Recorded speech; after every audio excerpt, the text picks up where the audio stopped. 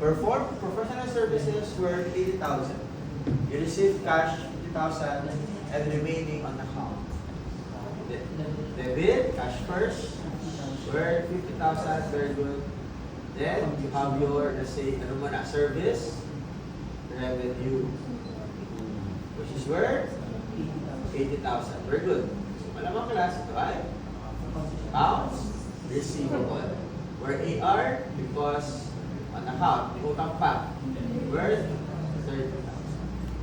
Alright, so again, cash, worth, this is October 5, worth 50,000.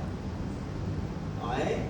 And this one naman ay accounts receivable, debit, credit. Ako, di ka cash. Next, meron pa tayo. Supplies pa tayo.